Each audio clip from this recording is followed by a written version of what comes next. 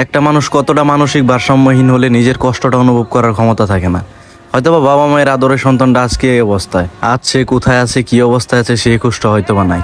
ঘড়ির কাটায় তখন রাত প্রায় 10:15। নদীর ওপারে নির্জন চরে মাছ শিকার করতে গিয়ে এক অদ্ভুত ঘটনার সাক্ষী হলাম। হঠাৎ দেখলাম যে একটা মানুষ খালের পানির নিচে, তার পুরো শরীর শুধু মাথাটা ভেসে আছে।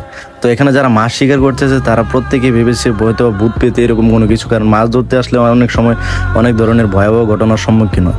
তো তারা কেউই তাকে ধরতে যাচ্ছিল না, সবাই দেখার জন্য দাঁড়িয়েছিল। তো আমরা কি করি, তাকে তো পানি থেকে তুলে নিয়ে এসে তাকে নৌকায় করে, আজকে আর মাছ শিকার করি নাই, তাকে নৌকায় বসে তাকে সরাসরি বাসার দিকে, কারণ যে অবস্থায় পড়েছিল এই জায়গাতে যদি সে প্রচণ্ড শীতে কাঁপতেছিল, তো এই অবস্থায় থাকলে হয়তোবা সে এই জায়গাতে মরে পড়ে থাকতো। পরদিন হয়তোবা মানুষ তার লাশটা এখানে দেখতে পেত। আরেকটা জিনিস খুবই দুঃখ লাগলো, যে জিনিসটা এই জায়গাতে মানে অনেক মানুষই দাঁড়িয়েছিল দেখার জন্য, কিন্তু তাকে ধরার জন্য কেউ ওই জায়গাতে ছিল না। আর সে কতটা ভারসাম্যহীন একবার চিন্তা করেন, যে তার প্রচণ্ড শীতে প্রাণীর মধ্যে সে পড়ে আছে, কিন্তু সেই জায়গাতে উঠে আসবে বা পানিতে থাকার কারণে তার কষ্ট হচ্ছে, সেই জিনিসটা কিন্তু তার অনুভব করার ক্ষমতা নাই। এই কারণে হয়তোবা সে মানসিক ভারসাম্যহীন। আর আমরা মূলত নদীতে গিয়েছিলাম মাছ শিকার করার জন্য, কিন্তু তার সেই অবস্থা দেখার পর আমরা আমাদের সিদ্ধান্ত পরিবর্তন করি, তাকে নিয়ে আমরা নদী থেকে আমাদের এলাকায় চলে আসি।